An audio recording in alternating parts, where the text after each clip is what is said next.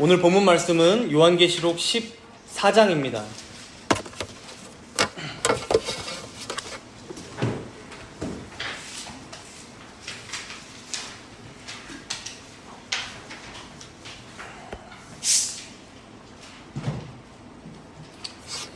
요한계시록 14장 전체가 본문인데 봉독은 제가 1절부터 12절까지만 봉독하도록 하겠습니다. 봉독합니다. 또 내가 보니 보라, 어린 양이 시온산에 섰고 그와 함께 14만 4천이 서 있는데 그들의 이마에는 어린 양의 이름과 그 아버지의 이름을 쓴 것이 있더라. 내가 하늘에서 나는 소리를 들으니 많은 물소리와도 같고 큰 우레소리와도 같은데 내가 들은 소리는 검은 고 타는 자들이 그 검은 고를 타는 것 같더라. 그들이 보좌 앞과 네 생물과 장로들 앞에서 새 노래를 부르니 땅에서 속량함을 받은 14만 4천 밖에는 능히 이 노래를 배울 자가 없더라. 이 사람들은 여자와 더불어 더럽히지 아니하고 순결한 자라. 어린 양이 어디로 인도하든지 따라가는 자며 사람 가운데에서 속량함을 받아 처음 익은 열매로 하나님과 어린 양에게 속한 자들이니 그 입에 거짓말이 없고 흠이 없는 자들이더라. 또 보니 다른 천사가 공중에 날아가는데 땅에 거주하는 자들 곧 모든 민족과 종족과 방언과 백성에게 전할 영원한 복음을 가졌더라. 그가 큰 음성으로 이르되 하나님을 두려워하며 그에게 영광을 돌리라. 이는 그의 심판의 시간이 이르렀음이니 하늘과 땅과 바다와 물들의 근원을 만드신 이를 경배하라 하더라. 또 다른 천사 곧 둘째가 그 뒤를 따라 말하되 무너졌도다 무너졌도다 큰 성 바벨론이여 모든 나라에게 그의 음행으로 말미암아 진노의 포도주를 먹이던 자로다 하더라. 또 다른 천사 곧 셋째가 그 뒤를 따라 큰 음성으로 이르되 만일 누구든지 짐승과 그의 우상에게 경배하고 이마에나 손에 표를 받으면 그도 하나님의 진노의 포도주를 마시리니 그 진노의 잔이 섞인 것이 없이 부은 포도주라. 거룩한 천사들 앞과 어린 양 앞에서 불과 유황으로 고난을 받으리니 그 고난의 연기가 세세토록 올라가리로다. 짐승과 그의 우상에게 경배하고 그의 이름표를 받는 자는 누구든지 밤낮 쉼을 얻지 못하리라 하더라. 성도들의 인내가 여기 있나니 그들은 하나님의 계명과 예수에 대한 믿음을 지키는 자니라. 아멘.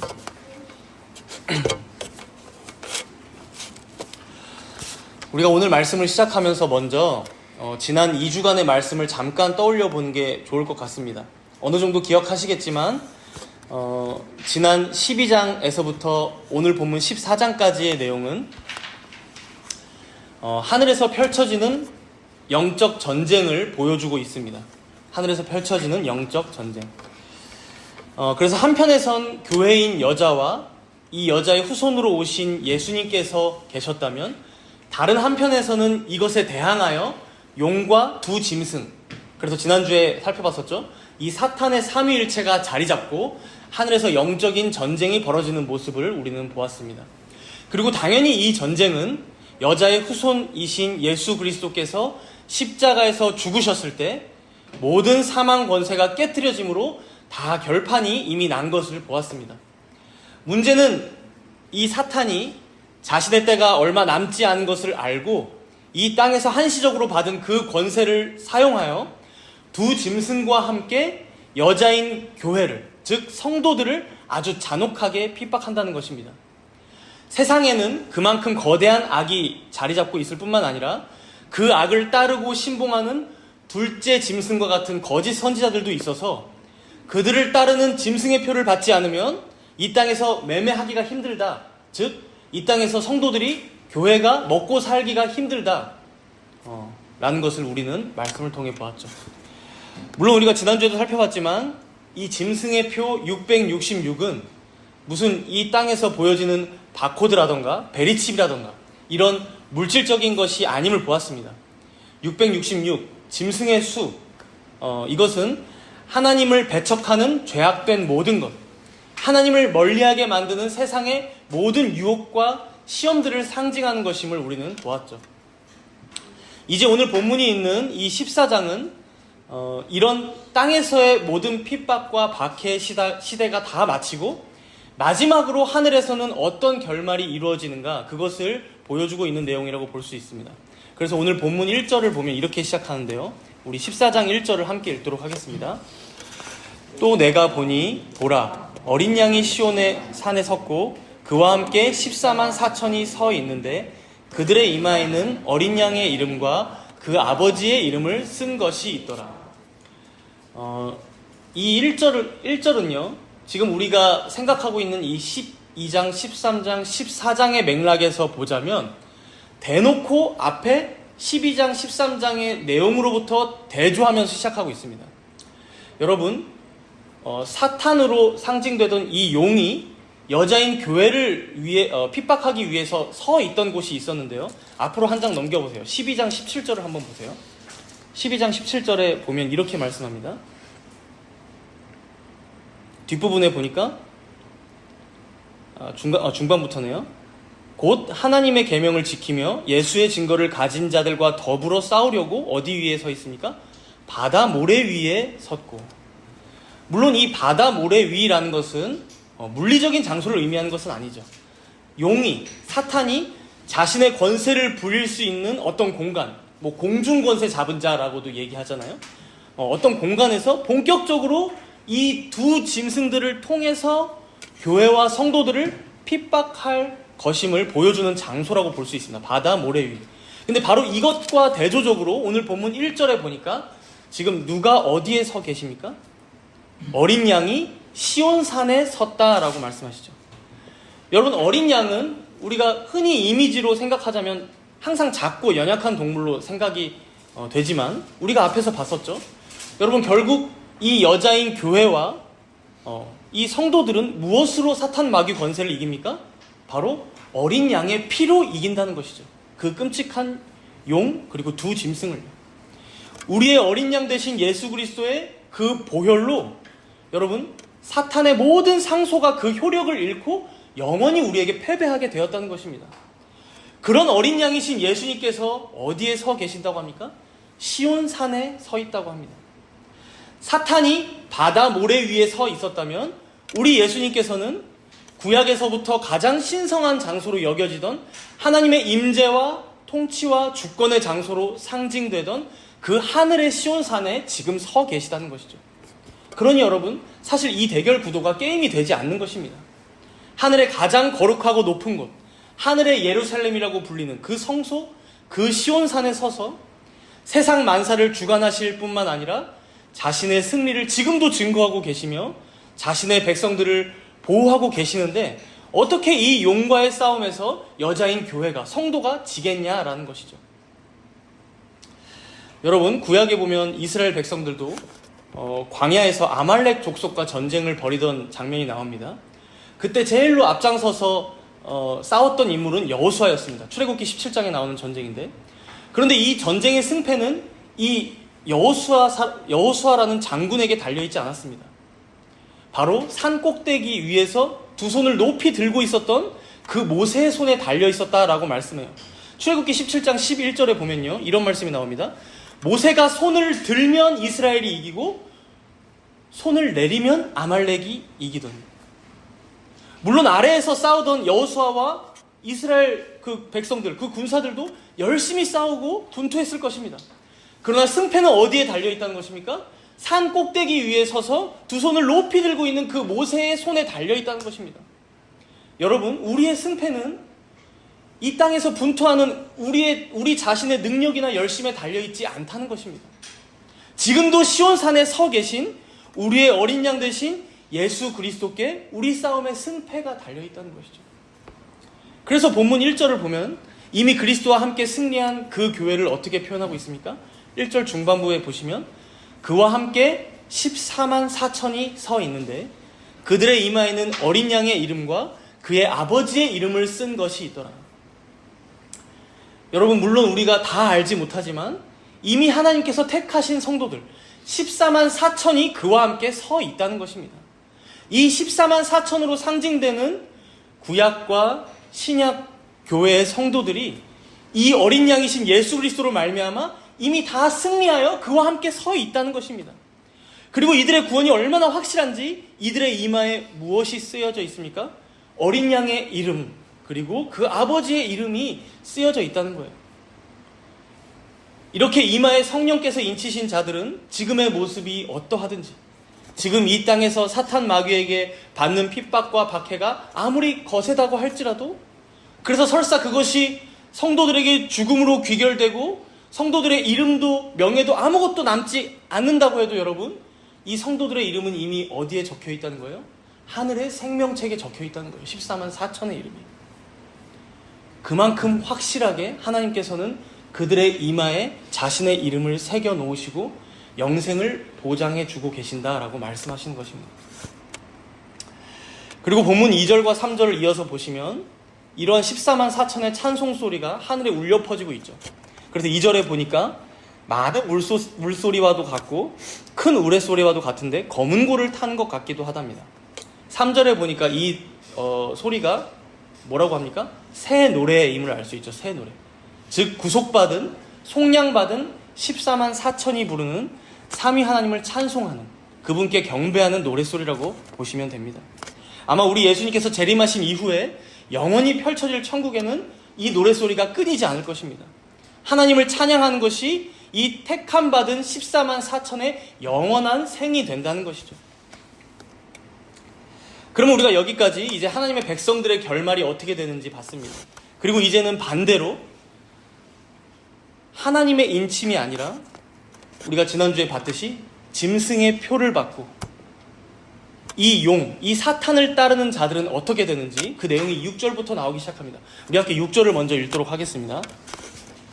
또 보니 다른 천사가 공중에 날아가는데 땅에 거주하는 자들 곧 모든 민족과 종족과 방언과 백성에게 전할 영원한 복음을 가졌더라. 여기 6절부터 11절까지는요 총 세 천사가 등장합니다. 세 천사. 첫째 천사가 여기 6절에 등장하고 있죠. 그리고 눈을 내려서 8절에 보시면 또 다른 천사 곧 둘째가 라면서 둘째 천사가 등장합니다. 그리고 그 밑에 9절에 보면 또 다른 천사 곧 셋째가 등장합니다. 이 세 천사는 여기 6절에서 말씀하듯이 공중에 날아가면서 땅에 거주하는 자들에게 곧 모든 민족과 종족과 방언에게 무슨 말씀을 전하고 있어요. 근데 그 내용이 뭐라고 합니까? 영원한 복음을 가지고 전하고 있다라고 합니다. 그럼 우리는 복음을 전한다고 하니까 이제 뭘 전할 것 같습니까? 어떤 내용? 여러분 복음이라고 하면 우리가 뭐를 생각합니까? 예수님 믿고 구원받으라고 온 땅에 전한다는 건가? 하나님께서 너를 사랑하시고 예수님께서 너희를 위해 죽으셨으니까 이 복음을 믿고 구원받아라, 이런 내용이려나 이렇게 생각하기가 쉽죠. 그러나 이 영원한 복음의 내용이 쭉 이어지는 것을 보면 완전히 다른 것임을 알 수 있습니다. 7절에 보시면 첫째 천사가 이렇게 복음을 전하죠. 제가 읽겠습니다. 그가 큰 음성으로 이르되 하나님을 두려워하며 그에게 영광을 돌리라. 이는 그의 심판의 시간이 이르렀음이니 하늘과 땅과 바다와 물들의 근원을 만드신 이를 경배하라 하더라. 첫째 천사가 전하는 복음을 보니까 여러분 하나님을 두려워하며 그에게 영광을 돌리라고 말씀합니다. 왜 두려워해야 하는가 봤더니 하나님의 심판의 때가 다가왔다라는 것이죠. 여러분 우리는 복음이라고 하면 그저 뭔가 따뜻한, 그렇죠? 무엇인가 하나님의 사랑이 넘치고 하나님의 자비하심과 인자하심이 드러나고 하나님께서 우리를 구원해 주시고 예수님께서 그것을 위해서 죽어주신 이런 것만 떠올리기가 쉽습니다. 그러나 여러분 이 구원이라는 것이 애초에 왜 필요했습니까? 우리에게? 여러분 타락이 있었기 때문에 구원이 필요한 것입니다. 타락이 있었기 때문에. 타락이 없었다면 구원이 필요가 없어요. 여러분 죄가 있기 때문에 그 죄로부터의 구원이지 하나님의 구원이 먼저가 아니라는 거예요. 결국 구원이라는 것은 사망이 있었기 때문에 그것으로부터 생명으로 옮기는 것이고 죄가 있었기 때문에 그 죄로부터 건져내어 거룩으로 옮기는 것임을 우리가 잊지 말아야 한다는 것입니다. 죄가 먼저 있었다라는 것이죠. 오늘 본문은 그것을 우리에게 명확하게 알려줍니다. 짐승의 표를 받고 짐승을 따라 사탄을 따라 사는 자들에게 여러분 먼저 무엇이 필요합니까? 하나님을 두려워하는 복음이 필요한 것입니다. 하나님을 두려워하는 복음. 거룩하신 하나님께서 이 땅의 죄악을 그냥 두지 않으시고 심판하실 것을 알고 믿음으로 그 앞에 떨어야 한다는 것이죠. 그리고 나서 그럼에도 우리 죄를 위해 죽으신 예수 그리스도를 믿을 때 그것이 참된 구원이 된다는 것입니다. 우리가 교리 공부할 때도 종종 배웠던 개념입니다. 여러분, 어떤 죄인이 예수 그리스도를 믿고 구원받는 것을 우리가 가끔 뭐라고 표현합니까? 어떤 죄인이 회심했다라고 표현합니다. 회심이라는 단어를 여러분 들어보신 적이 있을 거예요. 그런데 이 회심이라는 개념을 보통 많은 신학자들은 두 가지 개념으로 나눠서 설명합니다. 우리가 이것을 한 번에 받아들이지 못하니까 바로 회개와 믿음입니다. 회개와 믿음. 이것은 여러분 떨어질 수가 없는 거예요. 믿음이 있다면 회개했다는 것이고, 회개한다면 참으로 회개한다면 믿는 것입니다. 즉 회심했다, 여러분 구원받았다. 이것은 그냥 죄인이 아무 생각 없이 살다가 나를 위해 예수님이 죽으셨다고? 그 예수님 믿으면 바로 구원이 아니라는 거예요, 여러분. 잘 생각해 보세요. 그럼 이 죄인에게는 무엇이 먼저 필요합니까? 자신이 지금까지 살아왔던 죄악된 인생에 대한 회개가 먼저 필요하다는 거예요. 내가 잘못된 방향으로 가고 있었구나. 내가 지금까지 살아온 인생이 하나님의 말씀에 불순종하고 불신앙하고 하나님을 거역하고 타락한 죄인된 인생을 살고 있었구나. 이 자각이 먼저 됨으로 이 죄를 회개하고자 하는 마음이 들어야만 여러분 참된 믿음, 참된 구원으로 이어진다는 거예요.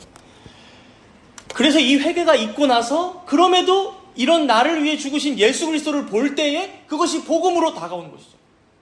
진정한 복음으로. 이 믿음이 뒤따라오는 것이죠. 물론 이 회개와 믿음, 이 두 개가 여러분 시간 순서대로 명확히 구분되는 것은 아니에요. 내가 어제까지는 회개했다가 오늘은 예수님을 믿었다, 이런 식으로 여러분 떼어져서 생각하는 게 아닙니다.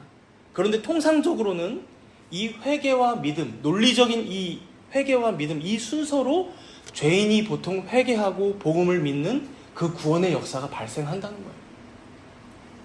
이런 의미에서 오늘 첫째 천사가 온 땅에 영원한 복음을 전하는데 뭐라고 전했어요? 하나님을 두려워하며 그에게 영광을 돌리라. 죄인들에게 선포하는 거예요.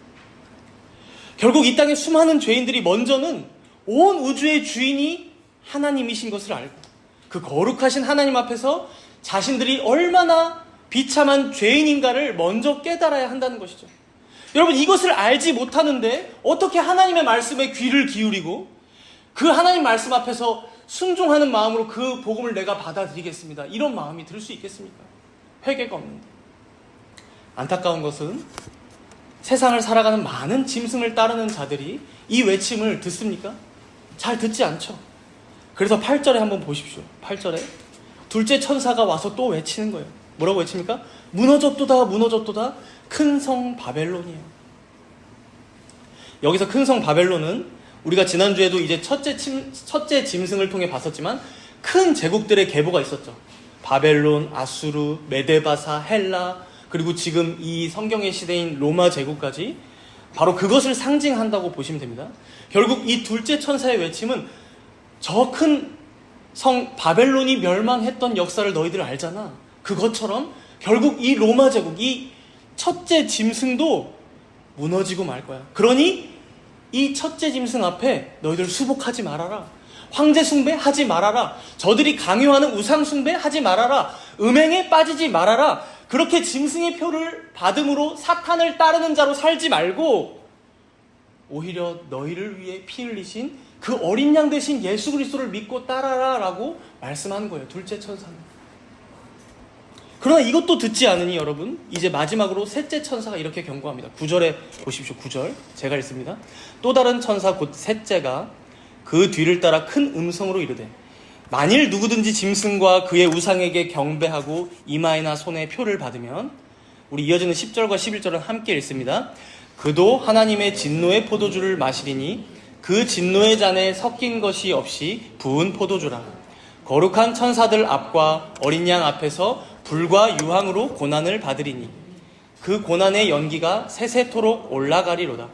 짐승과 그의 우상에게 경배하고 그의 이름표를 받는 자는 누구든지 밤낮 쉼을 얻지 못하리라 하더라. 여러분, 지금 이 말씀들에서 죄인들에게 내려질 영원한 형벌, 지옥이 어떻게 묘사되고 있습니까? 지옥이 하나님의 영원한 진노를 받는다고 합니다. 불과 유황으로 고난을 받을 것인데 이 고난의 연기가 세세토록 영원히 피워져 올라간다고 합니다. 이곳에 있는 자는 누구든지 밤낮 쉬지 못할 것이라고 말씀합니다. 영원히 쉬지 못한다는 것이죠. 여러분, 우리가 이 땅에서 살아갈 때도 때때로 우리 인생에 고난이 찾아오지 않습니까? 힘들 때가. 그런데 우리가 어떻게 버팁니까? 이 또한 지나가리니 영원한 고통은 아닐 테니까 우리가 견딥니다. 그런데 여러분, 이 지옥은 영원한 고통입니다. 영원한 고통. 영원히 하나님의 진노 아래 놓이게 되는 것이고 영원히 고통당하는 곳입니다. 이 땅에서 짐승이나 우상에게 경배하며 그 이마에 짐승의 표를 받고 죽는 자들의 말로가 바로 이러하다고 말씀합니다. 얼마나 끔찍합니까? 그렇다 보니 기독교 안에서도 이 지옥교리에 대한 반발이 참 거셉니다. 기독교 역사 속에서도 계속 그래왔습니다. 이런 지옥교리는 성경적이지 않다. 하나님의 사랑을 전혀 모르는 사람들의 주장일 뿐이다. 성경에서도 잘못 기록된 것이다. 다른 의미로 기록된 것이다. 하나님의 사랑을 편협하게만 생각하는 것이다. 아주 여러 방면에서 이 지옥교리는 항상 공격을 받아왔습니다. 그러나 여러분, 안타깝게도 누구보다도 이 지옥에 대해서 적나라하게 그리고 또 자주 언급하셨던 분은 바로 예수님 자신이셨습니다. 마가복음 9장에 보면요, 만일 네 손이 범죄하였다면 차라리 손을 잘라버리더라도, 만일 네 발이 범죄하였다면 네 발을 잘라버리더라도, 만일 네 눈이 범죄하였다면 눈을 빼어서라도, 그렇게 장애인이 되어서라도, 말씀에 있는 다 단어들이에요, 영생에 들어가는 것이 지옥, 곧 꺼지지 않는 불에 들어가는 것보다 나으리라 라고 말씀하셨어요. 3번이나. 누가복음 16장에서도 부자와 거지 나사로 비유를 말씀하셨죠. 평생 부자로 살았지만 그 누구에게도 선의를 베풀지 않고 자기의 욕심과 탐욕만 채우며 교만하게 살다가 죽은 부자가 여러분 지옥불에 떨어지고 고통을 당하면서 아브라함 품에 안겨있는 나사로를 바라보면서 뭐라고 얘기합니까? 물 한 방울만 그 손에 묻혀서 나한테 찍어달라고 얘기합니다. 물론 어느 정도 상징이 들어가는 묘사들이겠지만, 비유겠지만 여러분, 예수님께서 분명하게 천국과 지옥에 대해 말씀해 주신 내용이에요. 오늘 본문 10절에도 분명히 나오잖아요. 불과 유황으로 고난받는 이들이 누구 앞에서 고난받고 있습니까? 누구 앞에서? 거룩한 천사들 앞과 어린 양 앞에서 고난받는다라고 합니다. 이게 물론 뭐 공간적으로 가까이 어린 양 앞에서 뭐 지옥이 있다 이런 말을 하는 건 아닐 것입니다. 명확히 대조시키는 것이죠. 마치 부자와 나사로처럼 천국과 지옥이 명확히 대비될 것을 보여주는 것입니다. 여러분, 세상 사람들은 자꾸 이걸로 기독교를 트집 잡습니다. 너희들 말처럼 사랑의 하나님이라면서 지옥을 만들어 놓으셨다고? 그런 하나님이라면 난 애초에 믿지 않을 거야. 그렇게 편애하고 차별하는 하나님이라면 나는 결코 그 하나님을 믿지 않을 거야. 그렇죠? 그러나 여러분, 우리가 조금만 더 깊이 생각해 봅시다. 정말 이게 편애고 차별이고 사랑이 없는 것입니까? 우리가 종종 듣는 예시이지만 요즘에 여러분 특히나 묻지마 칼부림 사건이 많았죠. 범인들이 잡혔어요. 근데 그 사람들을 여러분 어떻게 처벌해야 한다고 생각하십니까? 10몇 명이나 죽이고 다치게 했어요. 그러면 마땅히 재판장 앞에서 어떤 형벌이 떨어져야만 합니까? 사형, 무기징역. 우리가 보기에도 마땅한 형벌이 떨어져야 하겠죠. 그렇죠? 그 죄에 맞는 처벌. 근데 이걸 가지고 어떤 사람이 그래도 사랑으로 좀 덮어주고 좀 봐줘서 10년형 정도로 해줍시다. 10년 뒤에는 또 새 사람 돼서 살지 않겠어요? 그렇게 말한다면 여러분, 그걸 여러분들은 사랑이라고 얘기하시겠습니까? 여러분, 어떤 죄가 있다면 그것에 맞게 형벌이 가해지는 것이 정의입니다. 물론 문화적으로, 나라적으로 어느 정도 차이는 있을 수 있지만 만약 이 처벌 기능이 제대로 기능하지 않는 사회가 있다면 우리는 그 사회를 뭐라고 얘기합니까? 불의하다고 얘기합니다. 저 사회는, 저 나라는 불의해. 죄를 많이 지어도 유전무죄래. 돈 많으면 무죄로 풀려난대. 보석금 내면 풀려난대. 사람 죽여도. 공의롭지 못하고 정의롭지 못하다고 얘기하는 것이죠. 그래서 요즘은 드라마나 영화에서도 뭐가 자주 나옵니까? 이런 죄인들을 데려다가 사적으로 때려주고 처벌하고 그런 사이다 같은 작품들이 많이 나오는 거예요. 사회가 불의한 것 같으니까. 사람들 속을 긁어주는 작품이 나오고 그걸 보면서 사람들은 마음에 어떤 쾌감을 느끼는 것이죠. 같은 이치로 여러분, 수많은 죄인들이 이 땅에서 짓는 죄들은 결국 다 하나님의 심판대 앞에서 처벌받게 됩니다. 이 땅이 불의하여서 생전에는 미처 다 처벌받지 못한 죄악들까지도 결국 그 날에 그리스도의 심판대 앞에서 하나하나 다 드러나고 처벌받는다. 바로 이것이 하나님의 공의로우신 심판인 것입니다. 그리고 오늘 본문 말씀은 바로 이러한 심판의 메시지가 이 세상을 구원하는 복음이 된다라고, 심지어 영원한 복음이 된다라고 말씀합니다. 왜 그렇습니까? 아직도 정신을 차리지 못하고 짐승의 표를 받고 사탄을 따르며 살아가는 자들에게 엄중한 경고로서 복음이 선포되어지고 있기 때문입니다. 너 계속 그렇게 살다간 하나님의 심판대 앞에 설 수밖에 없어. 너 결국 지옥 갈지도 몰라. 그래서 만약 어떤 죄인이 이 경고를 듣고 회개하고 하나님 앞에 돌이킨다면, 하나님 앞으로 돌아온다면 그에겐 여러분 이 심판의 메시지가 복음이 된다는 거예요. 복음이. 더해서 여러분, 우리가 영원히 거하게 될 천국을 한번 떠올려 보십시오. 여러분, 천국은 눈물도 아픔도 슬픔도 미움도, 그러니까 더 이상 죄악이 없는 곳입니다. 그렇다면 여러분, 죄악이 없어지려면 어떻게 합니까? 지금 이 땅에는 죄악이 만연한데요. 관영한데요. 바로 하나님의 공의로우신 심판을 통해 죽음과 사망의 권세가 저 깊은 우저갱으로, 우리의 모든 죄악들, 이 세상에 관영한 모든 죄악들이 저 음부로, 저 지옥으로 떨어지기에 새롭게 펼쳐지는, 만물이 갱신되고 새롭게 오게 될 이 천국은 죄가 없는 것입니다. 하나님의 심판 때문에. 결국 온 세상조차도 바로 이 하나님의 심판으로서 비로소 구원이 완성된다는 것입니다. 그러니 여러분, 이 하나님의 공의로우신 심판이 우리에게 영원한 복음이 아닐 수가 없다는 것이죠. 본문의 세 천사가 영원한 복음을 전하면서 하나님의 심판을 두려워하라. 큰 성 바벨론은 이미 무너졌다. 지옥의 심판이 너희를 기다린다. 그러니 죄인들아, 지금이라도 회개하라. 이 외침은 어쩌면 여러분, 하나님의 사랑을 그저 입버릇처럼 전하면서 얘기하는 것보다 어쩌면 더 죄인들을 향한 절절한 하나님의 복음이 담겨있는 내용이라고도 할 수 있다는 것이죠.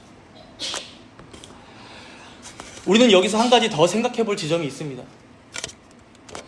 이런 죄악이 세상에만 가득 찼습니까? 그러니까 쉽게 말하자면 교회 안은 죄악이 없고 거룩하고 교회 밖에만 죄가 가득합니까? 아니죠. 교회 안에도 죄가 많습니다. 아니, 더 심지어 많아 보일 때도 많은 것 같아요. 그리고 그렇게 여기 안에 모여있는 우리 안에도 죄가 많죠. 그렇기 때문에 여러분, 하나님의 택하심을 받은 우리 또한, 잘 들으셔야 됩니다. 우리 또한 하나님의 심판의 대상임을 우리는 알아야 합니다. 물론 여기서의 심판은 짐승의 표를 받은 자들과는 다른 심판을 의미합니다. 이 내용이 오늘 본문 4절과 5절에 나오고 있는데요. 우리 4절과 5절을 요한계시록 14장 4절과 5절을 함께 읽습니다. 이 사람들은 여자와 더불어 더럽히지 아니하고 순결한 자라, 어린 양이 어디로 인도하든지 따라가는 자며 사람 가운데에서 속량함을 받아 처음 익은 열매로 하나님과 어린 양에게 속한 자들이니 그 입에 거짓말이 없고 흠이 없는 자들이더라. 지금 여기서 묘사되는 이 사람들은 우리가 아까 봤듯이 14만 4천, 하나님의 택하심을 받은 자들입니다. 그런데 이들의 모습이 어떻습니까? 지금 더럽히지 아니하고 순결하며 어린 양이 어디로 인도하든지 따라가는 자며 5절에 보니까 그 입에 거짓말이 없고 흠도 없으며. 여러분, 이 말씀에 비추어 여러분들 자신을 한번 되돌아보십시오. 과연 나는 14만 4천 안에 드는가? 하나님의 택하심을 받은 자인가? 여러분, 부끄럽죠, 이 말씀 앞에서. 떳떳하지 못하죠. 아직도 세상만이 아니라 내 안에, 성도라는 내 안에 죄가 더 많은 것 같은데요. 순결하지도, 어린 양을 따라 살지도, 흠도 많은 것 같아요. 그러나 그렇기에 여러분, 하나님께서는 어쩌면 세상에 가득 찬 저 죄악들을 심판하시고 제거하시고자 하시는 그만큼, 아니 그보다 더 자기 백성들 안에 있는 이 죄악들을 정화시키기 위해, 그러니까 때로는 여러분들 안에 있는 어떤 죄를 드러내심으로 제거하시기도 하시고, 그 죄를 여러분들이 깨닫게 하사 이기게도 하시고, 이런 여러 가지 심판의 방식을 통하여 여러분들 한 명 한 명을 거룩하게 빚어가시고자 세심하게 일하고 계신다는 사실입니다. 그래서 에베소서 1장 4절과 5절의 말씀을 보면 이렇게 말씀하죠. 여러분들 잘 아시는 말씀입니다. 곧 창세전에 그리스도 안에서 우리를 택하사 우리로 사랑 안에서 그 앞에 거룩하고 흠이 없게 하시려고 그 기쁘신 뜻대로 우리를 예정하사 예수 그리스도로 말미암아 자기의 아들들이 되게 하셨습니다. 우리 하나님께서는 여러분들 한 명 한 명을 하나님 앞에서 거룩하고 흠이 없게 하시려고, 그렇게 거룩한 자기 자녀로 삼으시려고 애초에 여러분들을 선택하셨다는 거예요. 로마서 8장 29절에도 하나님이 미리 아신 자들을 또한 그 아들의 형상을 본받게 하기 위하여 미리 정하셨으니, 본받게 하기 위하여 미리 정하셨습니다.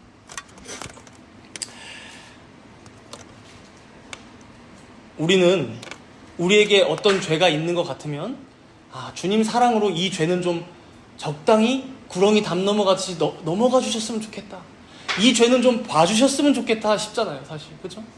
그 내가 연약한 거니까. 그런데 여러분, 그렇게 우리의 죄를 그냥 봐주실 거라면, 그냥 넘어가 주실 거라면 애초에 여러분들을 택하지도 않았다는 거예요.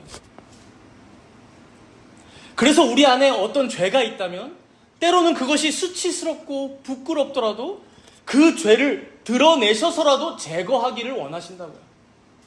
너무 아프고 때로는 고통스럽더라도 그 죄를 도려내셔서 없애시길 원하시고, 여러분들 자신이 힘들더라도 그 죄와 싸워서 이기기를 원하신다고요, 하나님께서. 내 평생에 내려놓지 못하는 어떤 문제나 약점이 다들 있을 거예요, 여러분. 심지어 내 아내, 내 남편, 나의 가장 친한 친구에게도 말 못하지 못할 나만의 어떤 약점이 있을 수 있어요. 그것을 내려놓는 과정이 너무나 힘겹고 버거워도 그것을 그렇게 하게 하심으로써 하나님께서는 여러분들 한 명 한 명을 예수님의 형상을 본받게 하시고 예수님의 성품을 점점 더 닮아가게 하시고 결국 그 앞에서 거룩하고 흠이 없는 자들로 세우시기 위해 여러분들을 처음부터 택하셨다는 것입니다. 택하셨다. 그래서 여러분, 사실 우리가 인생을 살아가다 보면 세상에서 받는 핍박들, 박해들도 참 힘들지만요, 진짜 더 힘들고 괴로운 게 있다면 무엇입니까? 내 안에 어떤 죄악을 발견했을 때, 그런데 그 죄를 내가 이기기 너무 힘들 때, 때로는 수치스럽지만 그 죄를 드러내실 때, 때로는 그 죄를 끊게 하시고 제거하시고 바로 이런 방식의 하나님의 심판의 과정을 겪게 하실 때 우리는 정말 고통스럽다는 거예요. 우리는 이거를 보통 성화의 과정이라고 얘기합니다. 성화의 과정. 우리 안에 있는 죄가 제거되는 과정, 우리가 죄에 대하여 죽는 과정, 그리고 의에 대하여 더 살아나는 과정. 이게 가장 많이 활발하게 진행될 인생의 시기들이 언제입니까? 우리로 보자면 신혼. 어제 결혼하신 두 부부가 계신데, 여러분, 결혼도 하나님께서 무슨 도구로 사용하십니까? 두 사람을 정화시키시고 성화시키시는 도구로 결혼을 사용하십니다. 혼자 살 때는 몰랐어요, 나한테 그런 모습이 있는지. 이렇게 힘겹고 희생을 요구하는 일인지 몰랐어요. 근데 살다 보니 어떻습니까? 내 못난 모습이 내 안에서 깊숙이 자리 잡고 있던 쓴뿌리들이 다 올라오는 거예요. 그러니 시돈 때 여러분 큰 소리 나고 물건이 휙휙 날아다니고 그러지는 마시고요, 여러분. 여러분, 세상에서의 받는 핍박은 어쩌면 우리가 담대함으로 한 번쯤 이길 수 있을지 몰라요. 목에 칼이 들어오면 어쩔 수 없죠, 뭐 죽어버리지 뭐 이러고 이제 믿겠습니다 뭐 이렇게 할 수 있을지 모릅니다. 예수 믿을래 안 믿을래 하면 뭐 안 믿을래 라고 이제 얘기할 수는 없으니, 그죠? 그런데 오히려 이 성화의 과정은 여러분 아주 지난합니다. 한순간에 용기로 되지 않습니다. 1년이 걸릴지 모르고 2년이 걸릴지 모르고 5년, 10년, 아니 평생을 두고 우리가 싸워가야 하는 부분이기 때문이죠. 우리가 가장 취약한 가정 안에서, 부부 간에, 부모와 자식 간에, 형제와 자매와 남매 간에 여러분 욱하고 화가 올라올 때가 있잖아요. 많잖아요. 그때 참으면서 한번 넘어가는 것이죠. 한번 성숙되어져 가는 것이죠. 결국 여러분, 오늘 본문 4절과 5절에서 말하고 있는 모습이 지금 당장의 우리의 모습은 아닐 것입니다. 그러나 정말로 하나님께서 택하신 참된 하나님의 백성이요 그의 자녀라면 반드시 이러한 성화의 과정을 통해서 점점 더 여러분 안에 있는 죄악들을 제거하심으로써 우리 모두를 바로 이 영광스러운 자리까지 인도하신다는 거예요. 그래서 여러분, 죄를 향한 하나님의 공의로운 이런 심판이 결국 우리의 구원이 되게 하신다는 거예요. 심판이 우리의 구원이고 심판이 우리의 복음이 되게 하신다는 거예요. 바로 세상을 향해서도, 그리고 우리 자신, 교회를 향해서도. 이제 마지막으로 말씀을 맺으면서 본문 제일 끝에 14절에서 20절 말씀이 남았죠. 이걸 다 살펴보진 않을 겁니다. 지금까지 이제 얘기해왔던 하나님의 심판이 어떤 추수나 수학으로 묘사되고 있는 내용이 나옵니다.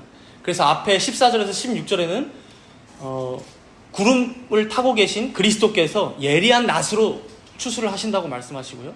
뒤에 17절에서 20절은 또 어떤 천사가 예리한 낫으로 이제 포도를 추수하는데 이제 이것은 심판을 얘기합니다. 이제 포도가 옛날에는 발로 밟으면 막 옷에 튀었거든요. 그게 이제 막 피가 낭자한 하나님의 심판을 이제 의미한다. 결국 이 추수는 여러분, 그리스도께서 추수하실 때는 뭡니까? 알곡을 걷어들이는 추수를 하십니다. 알곡. 그런데 반대로 보면 무엇입니까? 알곡은 추수하시되 가라지는 버리겠다라는 거예요. 예수님께서 말씀하셨잖아요. 가라지 쭉정이를 다 걸러내어서 다 불에 사르겠다. 여기서 우리는 마지막 교훈을 생각하면서 마치면 좋겠는데요. 여러분, 예수님께서는 이 예리한 낫을 세상을 향해서만 휘두르지 않는다는 거예요. 가장 귀한 알곡은 어디에 있습니까? 여러분, 교회에 있어요. 교회를 향해, 즉 예수님을 믿는다고 고백하고 세례를 받은 이 교회를 향해 예수님께서는 이 예리한 낫을 휘두르신다는 거예요. 그럼 우리가 지금 문맥상 잊지 말아야 할 내용이 있죠. 주님이 얘기하셨듯이 여러분, 바로 이 교회 안에도 알곡과 가라지가 함께 자라고 있다는 것입니다. 양이 있으면 염소가 있다는 것입니다. 즉 교회 안에도 택한 자가 있다면 택함 받지 못한 자도 분명하게 있다는 것입니다. 이게 정말 무서운 말이지만 우리가 이미 사실은 잘 알고 있어요. 여러분, 한국 교회 안에서도 전혀 성도답지 못한 사람들, 우리 주변에도 보이는 사람들이 있어요. 전혀 목사나 장로답지 못한 그러한 행태를 보이면서도 단 한 번의 사과나 회개 없이 뻔뻔하게 신앙생활을 이어나가는 자들, 자신들의 자리를, 그 기득권을 놓지 않는 자들 얼마나 많습니까? 그럼 우리가 그런 자들을 보면서 그래도 저 사람 예수 믿는다면 알곡이지, 마지막 때에 천국 갈 수 있을 거야, 우리가 그렇게 보장해 줄 수 있나요, 여러분? 얘기해 줄 수 있나요? 그러나 여기서 우리가 한 가지 더 나아가서 주의해야 할 것은 이것이 과연 비단 그 몇 명에게만 해당하는 말씀이냐 하는 것이죠. 정말 우리는 이 말씀 앞에서 자유로울 수 있냐, 거리낌이 없느냐 하는 것입니다. 결국 마지막 때가 되면 그리스도께서는 추수하실 것입니다. 그렇게 심판하실 텐데 과연 그때를 준비하며 살아가는 우리들은 진정 알곡인지 아니면 가라지는 아닌지, 양인지 염소인지, 혹시 짐승의 표를 받고 우상을 숭배하는 것을 즐겨하며 사탄을 따라가는 것을 즐겨하는 자는 아닌지, 아니라면 14만 4천으로서 성령의 인침을 받아 구원의 보증을 받고 어린 양을 따르며 살아가는 자인지, 여러분, 이것을 우리는 각자 되돌아봐야 한다는 것입니다. 깊이 상고하며 우리 자신의 믿음이 어떠한지 시험해보는 게 바로 우리 영혼에 유익하다는 것입니다. 여러분, 본문 12절을 함께 읽도록 하겠습니다. 14장 12절입니다. 성도들의 인내가 여기 있나니 그들은 하나님의 계명과 예수에 대한 믿음을 지키는 자니라. 성도들의 인내가 여기 있나니 무엇입니까? 첫째, 하나님의 계명을 지키는 것. 둘째, 예수에 대한 믿음을 지키는 것. 결국 여러분, 14만 4천, 하나님의 택함 받은 백성, 여러분들이 성도라면 하나님의 계명을 귀히 여기고 그것을 지키고자 애쓰며 살아갈 것이라는 말씀입니다. 어린 양 대신 예수님께서 나를 위해 죽으신 그 피의 복음을 가슴 깊이 간직함으로 인내함으로 살아가는 자라는 것입니다. 우리는 오늘 이 말씀 앞에서 다시금 우리의 신앙을 되돌아봐야 할 것입니다. 내가 비록 지금 완벽하진 못하지만 과연 하나님의 뜻대로 살기를 마음으로 원하며 또 애쓰고 노력하며 살아가고 있는지. 어린 양을 따르는 삶이 여러분 참 힘들죠. 예수님께서 말씀하신 대로 내 죄악된 본성과 싸우는 일입니다. 어린 양을 따르는 것은 자기를 부인하고 자기 십자가를 지고 예수 그리스도를 따르는 일입니다. 그것이 내 본성과 얼마나 맞지 않는지 날마다 고통스러운 것이 어린 양이신 예수 그리스도를 따르는 성도의 삶입니다. 그럼에도 불구하고 내가 매일의 삶을 통하여 그 예수님을 따라가고자 살아가는 자인지, 이 믿음을 지키고자 몸부림치며 살아가고 있는지 아닌지는 누구보다도 여러분 자신이 잘 알 것이며 하나님도 물론 아실 것입니다. 하나님 앞에 정직하게 서서 여러분 자신의 영적 상태를 면밀하게 진단하시기 바랍니다. 그리고 아직 여러분들이 살아있다면 이것은 하나님께서 또다시 여러분들에게 심판의 복음을 들려주고 계신 것입니다. 회개하라는 것이고 돌이키라는 것입니다. 그러니 그 앞에 마땅히 순종하고 은총을 구하며 겸손히 회개와 또 신자라면, 성도라면 성화의 자리로 나아가는 여러분들 모두가 되시기를 축복합니다. 함께 기도하도록 하겠습니다.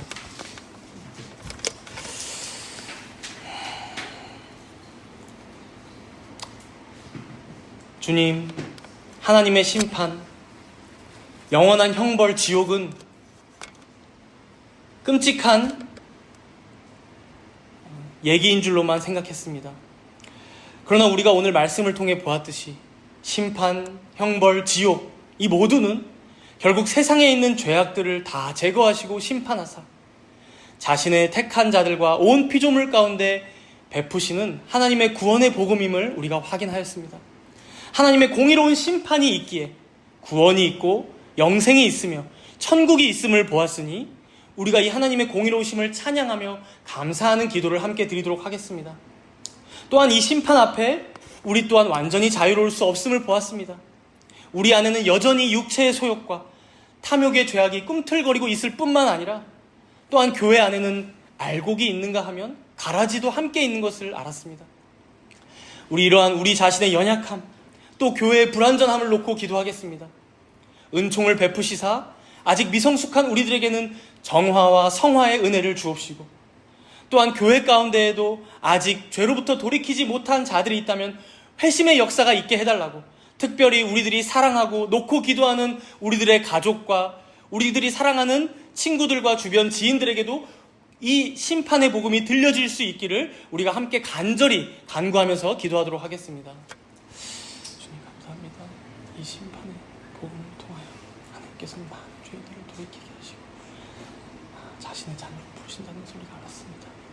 또한 신장 우리들 안에 있는 죄악들마저도 하나님께서는 여러 가지 방식으로 심판하시사 때로는 그 죄들을 드러나게 하심으로 우리가 수치스럽더라도 그것을 제거하기를 원하시고, 어렵더라도 힘들더라도 그 죄와 싸워 이기기를 원하시고, 또한 때로는 너무나 힘겹고 힘든 중에라도 그 죄악을 없애심으로 조금 더 성숙한 자로 이끄시기를 원하신다는 것을 우리가 알았습니다.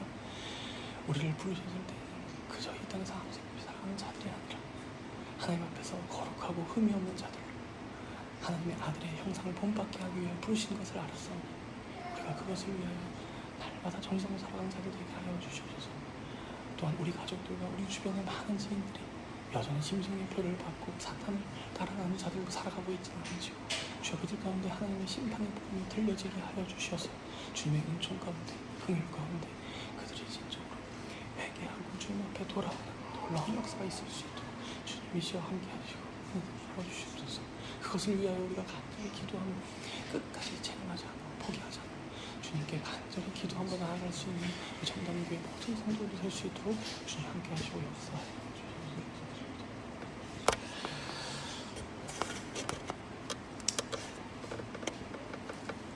성도들의 인내가 여기 있나니 그들은 하나님의 계명과 예수에 대한 믿음을 지키는 자니라 말씀하신 주님, 오늘 우리가 이 말씀 앞에 섰습니다.